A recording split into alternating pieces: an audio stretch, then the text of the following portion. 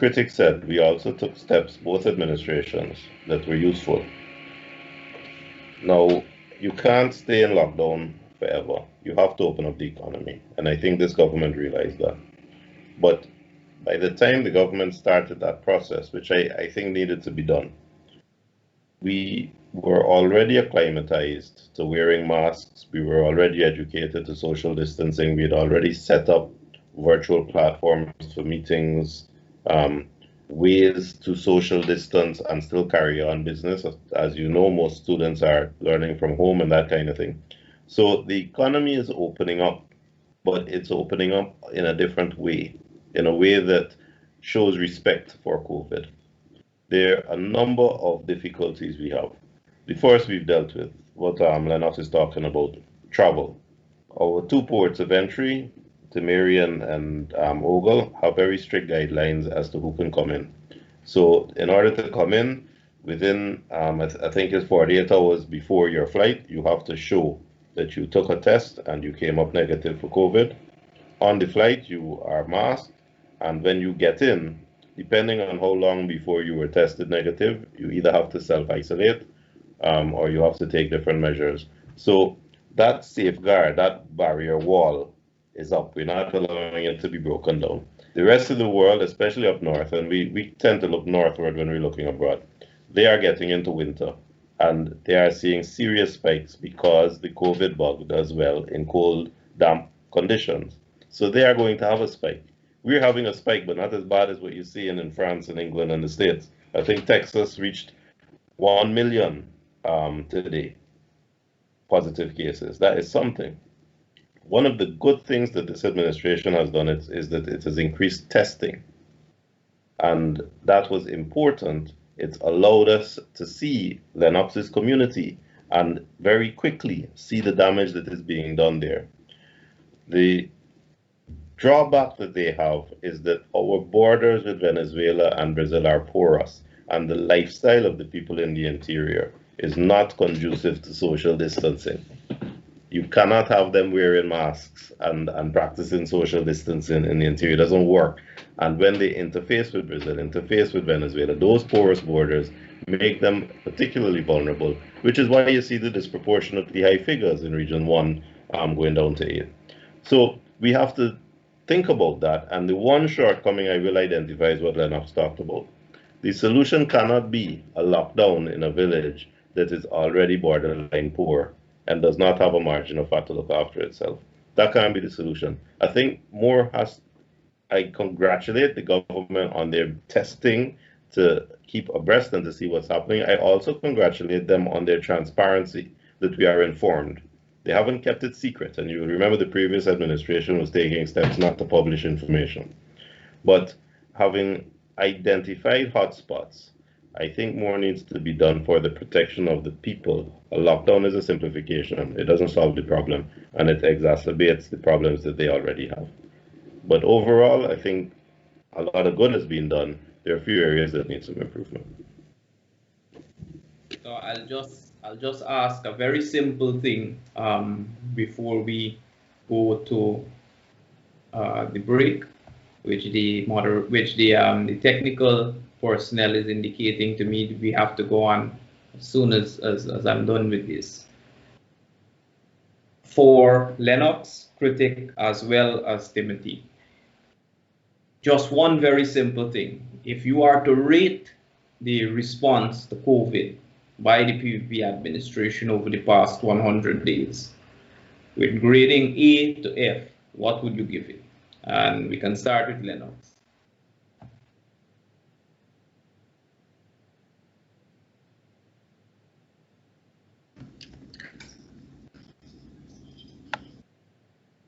Talk about being put on the spot right away, Richard.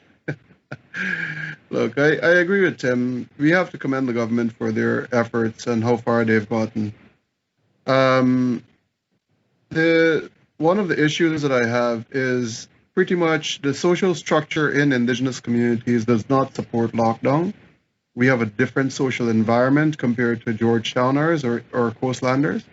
So I don't really support that component. But if I were to rate the government's response from A to F, A being the pass and F being obviously the fail, I'd I would more likely give them a C or a C plus because I have not seen the support measures in place for Indigenous communities yet. Thank you. Critic? I'll give the government a B plus. Like I would want to think any teacher would give a child who's learning a new curriculum. Thank you. Timothy? I think they get a good B. I agree with Lenox. The one shortcoming that I've seen is the oversimplification of the remedy in the interior regions.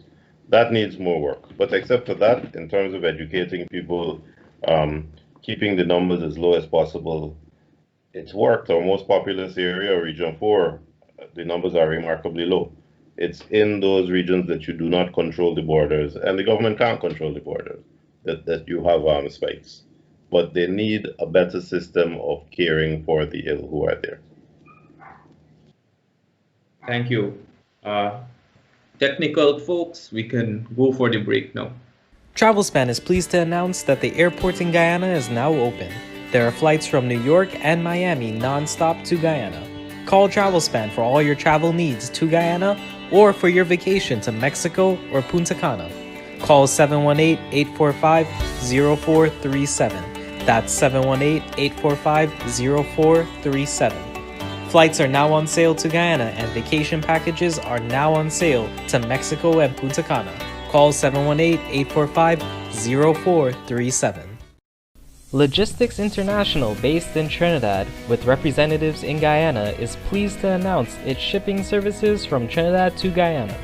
Logistics provides shipping services and has experienced personnel to handle all of your shipping needs from Trinidad to Guyana. Buy in Trinidad and let Logistics handle all of your shipping to Guyana from small boxes to container sizes.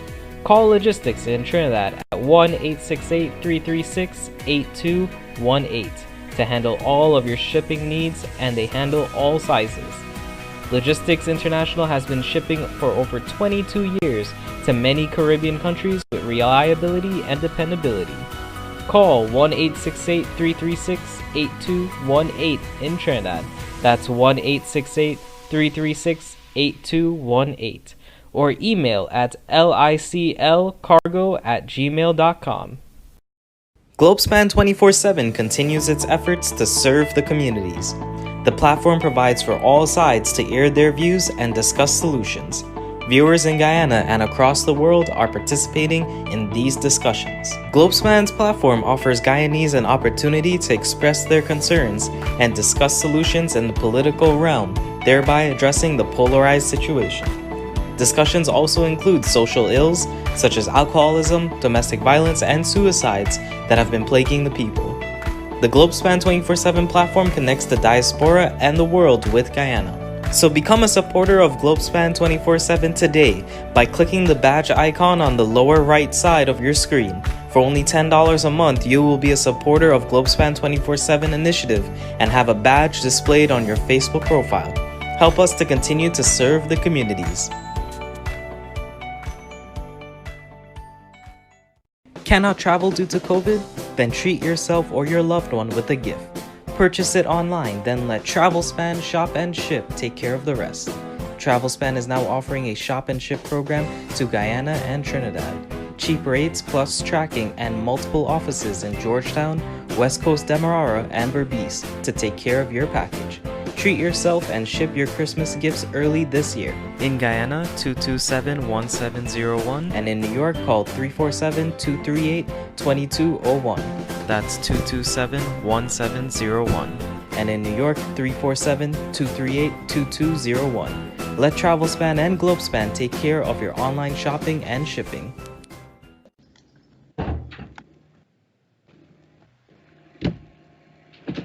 Thank you. Welcome back, viewers and listeners, to our program this evening. This evening, we're moving through a discussion that we're having here on the first 100 days of the PPPC's administration, the newly installed People's Progressive Party administration. Of course, we have with us here Mr. Jonas, the Guyanese Critic, as well as Lenox Shuman. So we're coming off of the heels of a discussion there on healthcare and the management of COVID. Now, we have gone through a gamut of issues, including matters related to governance, including matters related to the economy, the budget, as well as healthcare. But I just want to ask to our panelists, because I want to get their organic views here. What do you think, and this question goes to Critic firstly, and then we'll go over to Lenox, and then we'll go to Timothy. What do you think has been over the past 100 days a major misstep by the government, as one? And secondly, what would you have done different over the 100 days? So Critic, you first of all, what do you think has been a major misstep? And then what would you have done differently? Just one thing. Firstly, one must take into consideration, as much as the government would have stepped in for just over 100 days now, the budget has only existed for over 50 days. So when the government had the full ability to do things and really hit the ground running is only 50 days now. Not being a politician, I have to make a comparison, and that comparison comes from the previous administration 100 days. And if you make a comparative analysis of this administration under the COVID-19 constraints, only 50 days having a budget, just coming out of a country that was devastated by political turmoil for almost 2 years, and you do a comparative analysis of an administration that came in 2015 with overwhelming support from all walks of Guyana, I could tell you, if you do an analysis based on that, a comparative analysis, there was no misstep so far, or nothing that could be considered a major misstep. Everybody makes mistakes, but there wouldn't have been any major misstep if we were going to do, because what is the benchmark? The benchmark has to be the 100 days of the last administration, because how do we know what is a major mistake if we do not have something to pit it against? And if you look at an administration, the different administration, the different circumstances that they came in under, you can't list any major missteps. I have not been able to clearly see any major missteps by this administration. And what was your next question? The second question?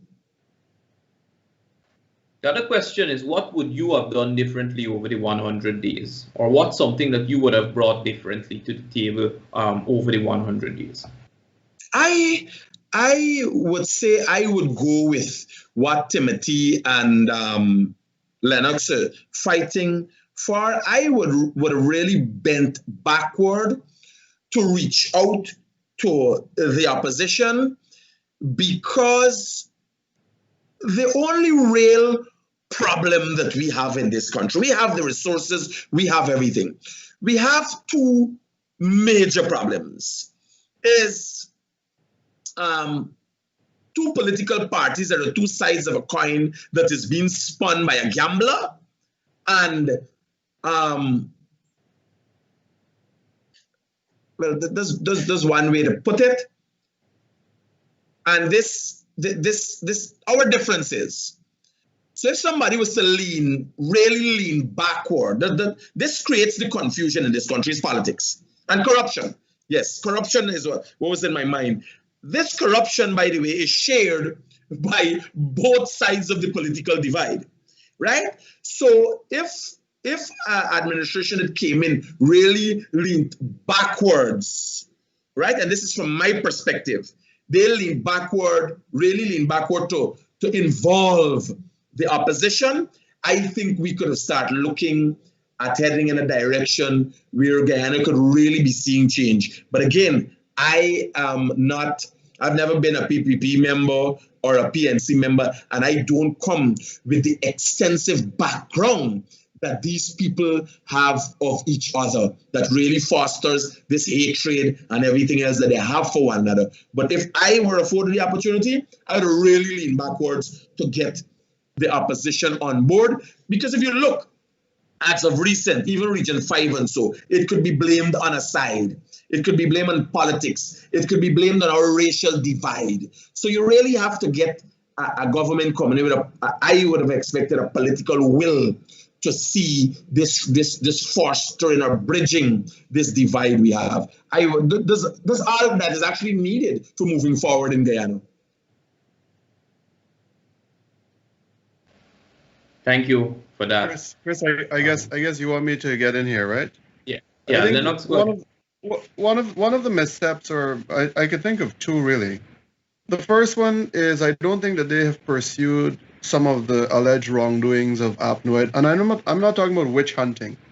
I'm talking about ensuring that there is a proper, if the opposition and the people don't have the confidence in the police force under the PPP's administration, that they could reach out to the international community and ask for investigators, forensic auditors, and so on to come into the country and maybe go through the books and look at what the alleged crimes are and pursue that to its logical and legal end. I have not seen the government take that position, which disappoints me quite a lot. So I really wish that they would have gone that direction to remove the political tinge that tends to plague politics, especially a transition. That is something that I would definitely have to say that the government has failed to address that. And I was really hoping that they would. The next misstep is not, I'd say not reaching out to indigenous communities once again to provide the kind of relief for those communities. I think that is something that I would not give them enough of a grade on. I would keep going and going at that because we are seeing the difficulties and the hardship in those communities. Reaching out to the opposition, as Critic rightfully put it, I think that is a big one. And I don't know if I missed one of your questions in there. Did I? What would I have done different? Yes, what would you have done differently during the period? Now you take those same three answers and simply address them. And once you address those, I think you would have had a stellar 100 days. Thanks. Timothy? As I said, I like the COVID management. I like the focus on infrastructural development, housing. A lot of good has been done. I will say I personally like President Ali. I think he's determined to leave a legacy that is good. He's concerned about his legacy and he wants to do a good job. And I think that he's trying his best, even though the people around him may not live up to his expectations. Hopefully he can deal with that. I think that the misstep I would point to is the old cyclical ethnic cleansing. APNU did it in 2015. All the positions, all the government positions were cleansed, all the people were removed, and the APNU party boys and the army folk went in, from Georgetown Hospital to NISIL to state media. I mean, it was dramatic, it was complete, and it was unforgivable. And what we've seen now is a repeat of the same. Dozens, if not hundreds, of termination letters going out to people employed in the public service, people employed in the different ministries, because of their politics, because it may be perceived that they were appointed by the previous regime. So the old ugly cycle starting over again. If you are going to say that you want to be government for all the people, you cannot perpetuate that cyclical cleansing. You have got to demonstrate to everybody so everybody can see that there is a fair system. You are not restoring your cronies, your parties and friends.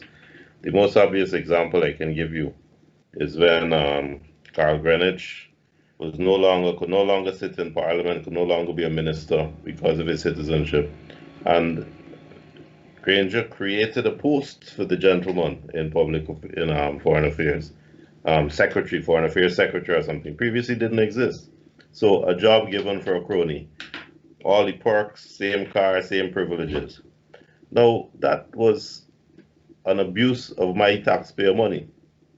And I had fully expected that with the change, that would disappear. That job that didn't exist at all and was created to feed and clothe a crony would be removed, but it wasn't.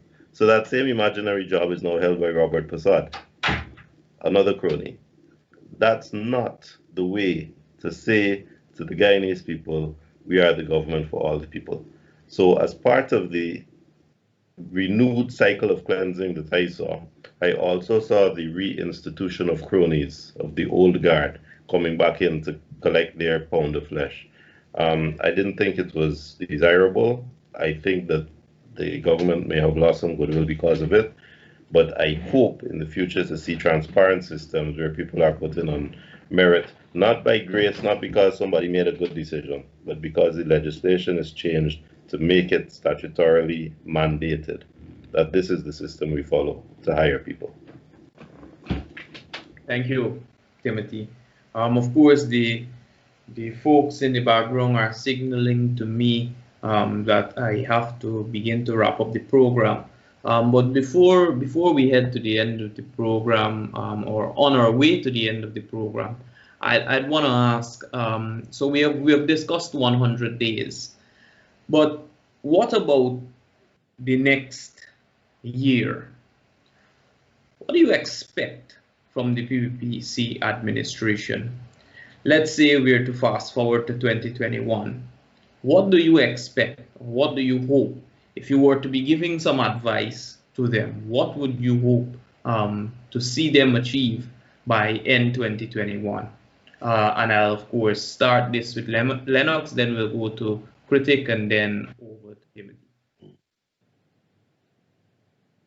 Well, I think one of the things that I really want to see, since we're at the end of 2020, what would I like to see at the end of 2021? I would like to see some degree of systems being built so that we don't end up with corruption again. If we are going down that path, at least we would find a way to cut it, or at least take every possible step that we can to end corruption. So by building that system, we need to see a modernization, at least some framework for modernization. I'd also like to see some framework for constitutional reform, and obviously a national infrastructural development plan.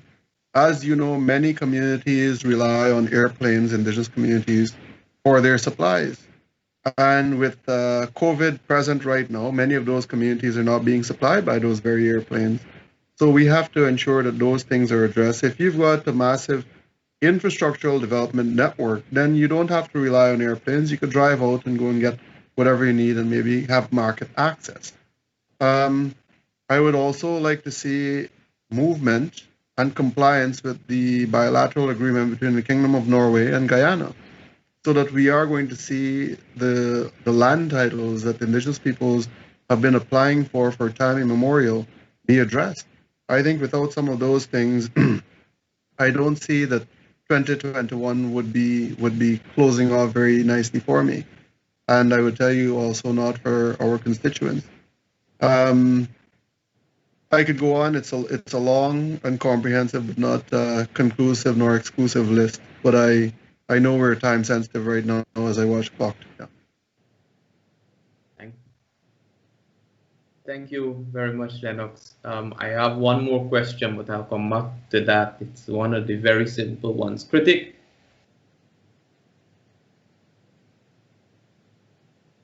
You're on mute. What I would like to see in the next 100 days? No. What you would like to see by the end of 2021? Oh, by the end of 2021. Yeah. Well, I'm hoping that for the first time in the history of Guyana, some politician will go to prison for corrupt acts that they've been accused of, and many are now being, head of the court as a result of their corruption and what recently happened with the elections. I'm hoping that somebody, something that never happened before in this country, somebody we can see in prison. At least they will have a political wing in jail by the end of 2021. Thanks, Critic. Timothy? We got a crisis that needs talking about, and the time for words is over. The time for talk is over. We are going to be underwater unless we fix our drainage system, unless we take back the drains from the squatters who have been filling up the drains. And when I say squatters, I'm talking sometimes about middle class, wealthy people who fencing off, filling drains, putting the land higher than the road, concreting their yard, building without permission. If you concrete your yard, the 2 inches of rainfall that can be absorbed in disappears. Rain will have to run off that concrete and go somewhere else. If your drain has rubbish in it, or if your drain is weed choked, the water will not flow. We've had rain and we've seen the city flood recently with just half a day of rain. Up the East Coast has been flooding. It's time to stop talking about it, and it's time for each NDC in each area to get strict, look at its drainage system, fix the drainage system, take back the drains from the squatters who are there. Georgetown, the outflows need to be looked at, the drains need to be sorted.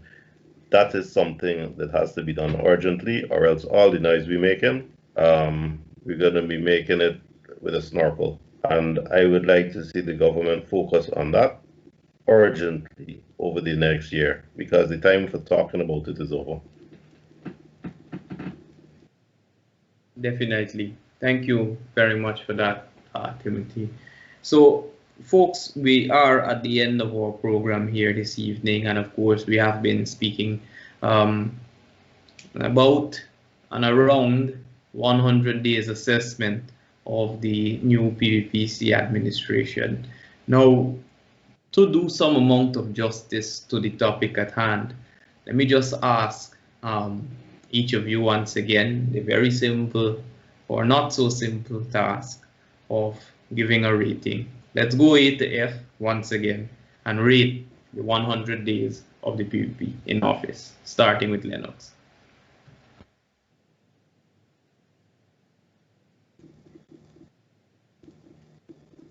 It seems as though I have this pleasure of leading with disagreements here. I don't know what rating are we. What's the rating scale? 1 to 10, A to Z. Is there a different rating scale? A to F. We're doing A to F. A to F.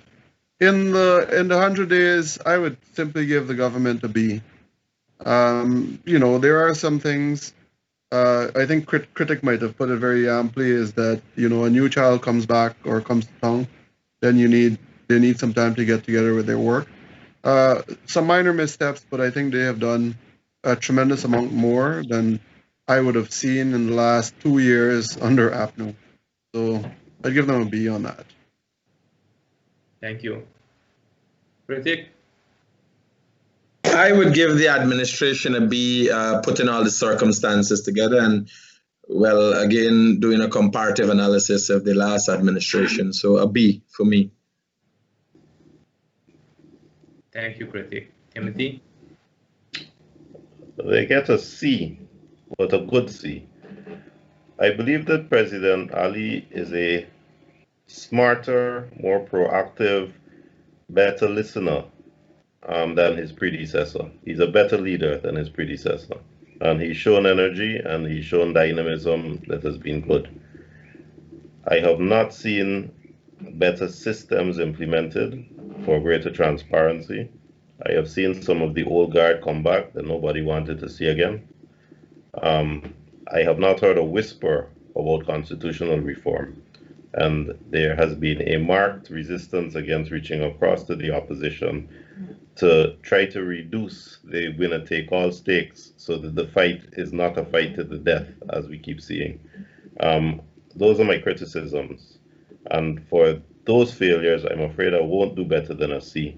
But I do want to say it's a good C because there's been a lot of energy, a lot of activity, a lot of investor confidence, and a lot of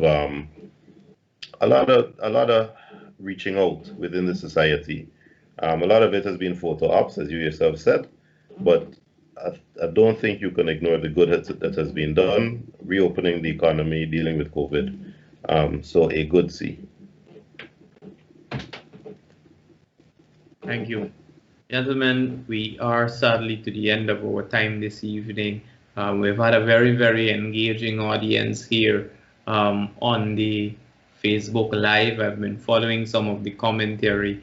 When you guys get a chance, you can go and read it. These folks are very, very amped about our discussion this evening. But I'd want to thank all of our guests here this evening, Mr. Jonas, Mr. Critic, Mr. Shuman. I'd want to thank Nohar and the team at Globespan once again for providing us with this platform for a very pertinent discussion on the 100 days assessment.